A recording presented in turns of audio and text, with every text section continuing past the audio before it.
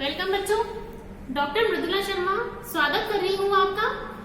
BSc first year की unit हम लोग कर रहे थे केमिकल काइनेटिक्स और अभिक्रिया की कोटि का निर्धारण करने के लिए जो कुल 5 विधियां हमें दी गई थी उनमें से हमने 2 मेथड्स को कर लिया था, है ना। ऑर्डर ऑफ रिएक्शन की डिटर्मिनेशन मेथड्स थी, जिनमें से आइसोलेशन मेथड जो कि हमें ओसवाल ने दिया था, जिसको हमने स्यूडो ऑर्डर मेथड भी कहा है, वो हमने लास्ट लेक्चर में करा था।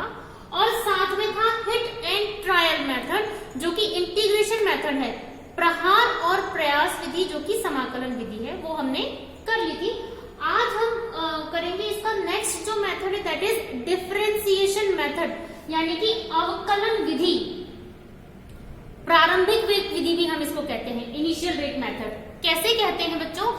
क्योंकि हम यहाँ पर किसी रिएक्शन में काम आने वाला जो रिएक्टेंट है, उस रिएक्टेंट की डिफरेंट कंसंट्रेशंस ज्यादा बार हम अलग अलग करके यूज करेंगे।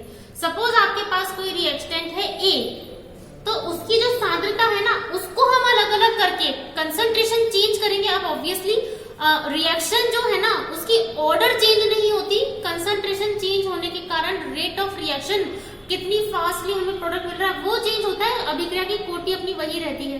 तो हम क्या करेंगे, उस एक क्रियाकारक की विभिन्न सांद्रताओं को हम लेंगे और उसके आधार पे हम अभिक्रिया की कोटि का निर्धारण कर सकते हैं। इसको हम कहते हैं इनिशियल रेट मेथड।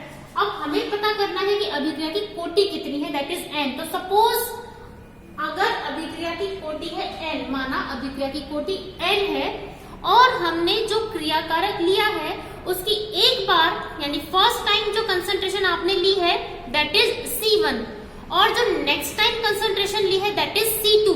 तो रेट हम किस तरह से एक्सप्रेस करते हैं बच्चों? क्रियाकारक की सांद्रता में टाइम के साथ होने वाली कमी।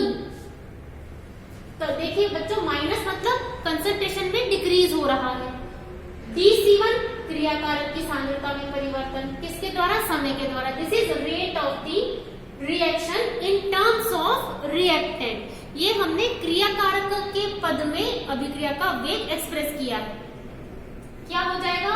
क्योंकि रेट ऑफ रिएक्शन हम रिएक्टेंट की कंसंट्रेशन में चेंज से दिख रहे हैं, तो minus dC1 upon dt is rate equals to k अभिक्रिया का वेग स्थिरांक, उसकी सांद्रता हमने ली है C1 और उसकी कोटि, अभिक्रिया की कोटि क्या होती है? जो अभिक्रिया के वेग का पद है उस वाले में कितने अभिकारक के अणु काम आ रहे हैं। नंबर ऑफ रिएक्टेंट मॉलिक्यूल्स जो उस रिएक्शन स्टेप में काम आते हैं वो उस अभिक्रिया की ऑर्डर ऑफ रिएक्शन होती है।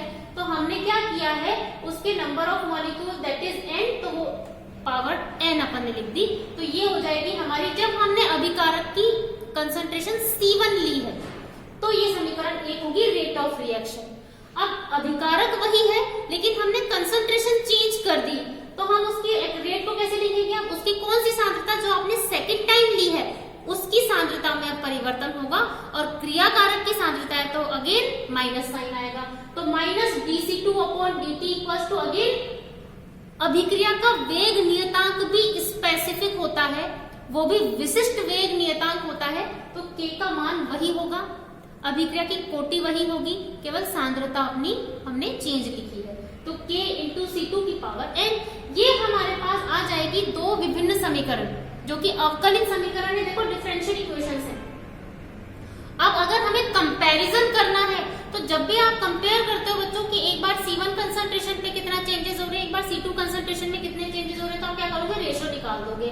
तो by dividing equation 1 from equation 2 हम समीकरण 1 को समीकरण 2 से विभाजित कर देंगे। विभाजित करने पर जो वेग नियतांक है वो सेम है, वो कैंसिल आउट हो जाएंगे। पावर्स एक साथ कैंसिल आउट नहीं होती है, आपको पता है, आप ऐसा रखोगे। तो minus dC1 upon dt is rate for first concentration that is also expressed as R1। इसको मैं भी आगे लिखूंगी, इस पूरे एक्सप्रेशन को हम R1 लिख सकते हैं। तो this is minus dC1 upon dt अपॉन माइनस dC2 upon dt equals to k, cancel out हो गया, C1 की पावर है अपॉन C2 की पावर। बस हमें इसको इस तरीके से रीअरेंज करना है कि हम इस पे सरल रेखा समीकरण अप्लाई कर पाए, कि हम इस पे स्ट्रेट लाइन इक्वेशन लगा पाए। तो हम क्या कर देंगे, माइनस dC1 अपॉन dt अपॉन माइनस dC2 अपॉन dt और इक्वल टू C1 की पावर n अपॉन C2 की पावर n, जो समीकरण 3 आई है, अगर आप इसका लॉग ले लें दोनों साइड तो क्या हो जाएगा बच्चों, देखो जो वैल्यू लॉग में डिवाइड होगी सॉरी, इसको अभी हम इसको तो क्या कह रहे हैं, that is overall rate at concentration C1, this is overall rate at concentration C2। तो ये एक तरह से R1 और R2 है जो रेशो में है, तो इस पूरे एक्सप्रेशन का मान डिवाइड हो रहा है इससे। तो जब आप लॉग लोगे तो दिस होल एक्सप्रेशन, लॉग में वैल्यूज माइनस होती है, तो देखो हम इसको कैसे लिख देंगे, log minus dc1 upon dt, और अपॉन है इसका लॉग लेंगे तो इसका लॉग वैल्यू क्या हो जाएगी, minus log minus dc2 upon dt equals to again, अब यहाँ पर किसी भी बेस पे आधार पे यदि कोई घातांक होती है तो लॉग लेने पर वो घातांक मल्टीप्लाई हो जाती है, गुणा हो जाती है, तो क्या हो जाएगा n log c1, और डिवाइड हो रहा है तो माइनस, अगेन इसमें भी पावर है तो n log c2, इसको हम इस तरीके से लिखेंगे तो क्या हो जाएगा n log c1 minus n log c2। बस इसमें से तो आप n कॉमन ले लो, क्योंकि this is order of reaction, n का मान हमें ज्ञात करना है, और इस पूरे को हम लिख देंगे R1 माइनस R2, तो क्या हो जाएगा log R1 minus log R2, n का मान हमें निकालना है, तो ये पूरा एक्सप्रेशन डिवाइड हो जाएगा कंसंट्रेशन से। तो हम इसको लिख सकते हैं क्या चीज, देखो n का मान आपने जब ज्ञात किया तो n equals to log R1 minus log R2 upon log C1 minus log C2। इस वाली log वैल्यू को अपन ने सिंप्लीफाई कर दिया तो ये भी माइनस हो रही है, तो इसको हम क्या लिख सकते हैं, n equals to log R1 upon R2 divided by log C1 upon C2। यहाँ तो ये अपन क्योंकि कंसंट्रेशन का मान हम लोग चेंज कर रहे हैं वो हमें पता है, C1 और C2 भी पता होगा, और C1 सांद्रता पे क्या वेग है हम वेग निकाल लेंगे, R का मान R1 और C2 का मान R2, तो इन दोनों सांद्रताओं पे ये मान भी ज्ञात होंगे, तो इस प्रकार से हम ये मान तो पहले एक्सपेरिमेंट ही निकाल लेंगे, जो वैल्यूज हमें मिलेंगी हम उस पे क्या करेंगे, ग्राफ प्लॉट करेंगे। ग्राफ प्लॉट करने के लिए हम आ जाएंगे समीकरण, इसमें देखो क्या है, सांद्रताओं में परिवर्तन मतलब वेग, ये है अभिक्रिया की कोटि, और ये क्या है सांद्रता, हम क्या परिवर्तित कर रहे हैं, कंसंट्रेशन, हम जो चेंज करते हैं वो हमेशा x एक्सिस पे आता है, तो इस पे अगर हम सरल रेखा समीकरण लगाएं बच्चों तो क्या हो जाएगा mx, और ये क्या है, कंसंट्रेशन चेंज होने के कारण रेट्स R1 और R2, हमने क्या लिया है, एक ही क्रियाकारक की विभिन्न सांद्रताएं, मतलब हमने जो चेंज किया है दैट इज कंसंट्रेशंस, तो वो आएगा x एक्सिस पर, और ये हो जाएगा y, तो y equals to mx, c है नहीं, ठीक है, तो हम क्या कर देंगे, इनके ऊपर ग्राफ खींचते तो रेट हमने लिख दी y एक्सिस पर, और सांद्रताओं का लॉग हमने लिख दिया है x एक्सिस पर, तो ये हमारे पास स्ट्रेट लाइंस मिलेंगी। अब सपोज आपके पास एक क्रियाकारक था, तो एक क्रियाकारक के लिए तो हमने विभिन्न निकाल के देखा, तो n का मान फॉर फर्स्ट एक्सपेरिमेंट आ जाएगा। फिर जब हम मान लीजिए नेक्स्ट कुछ रखते हैं, तो ये अच्छा ये देखिए, ये हमारे पास क्या है, this is also log value, क्योंकि हम लॉग ले रहे हैं, अगर आप लॉग वाली प्लॉट नहीं करोगे तो कंसंट्रेशन कर सकते हो सॉल्व करके। तो एक बार आपने एक क्रियाकारक की सांद्रताओं को विभिन्न रूप कंसंट्रेशन में परिवर्तित करके निकाला, फिर जो नेक्स्ट उसमें और अभिकारक है उसके रिस्पेक्ट में हम सेम एक्सपेरिमेंट करेंगे तीसरा, तो हर क्रियाकारक के लिए आप विभिन्न सांद्रताएं लेकर के हम हर रिएक्टेंट के लिए डिफरेंट कंसंट्रेशंस लेकर के और ये ऑर्डर ऑफ रिएक्शन निकालेंगे और हर किसी को प्लॉट कर देंगे। हर रिएक्टेंट के रिस्पेक्ट में n का मान आ जाएगा, उसको आप ऐड कर दोगे तो वो पूरी अभिक्रिया की कोटि निर्धारित हो जाती है। इस प्रकार से हम ये क्या है, क्योंकि हम अवकलित समीकरण को रेट कहते हैं, हमें पता है।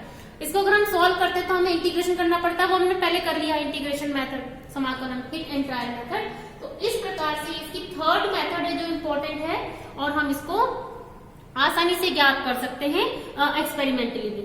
और अगर एक्सपेरिमेंटल वैल्यूज और इस समीकरण के द्वारा ज्ञात की गई मान प्राप्त तो अपने मैच कर जाते हैं, तो this is in good agreement और ये अपनी करेक्ट हो जाती है मेथड। अब जो दो मेथड हमारे बचे हैं वो है हाफ लाइफ मेथड, अर्ध आयुकाल, और that is also the next method is graphical method.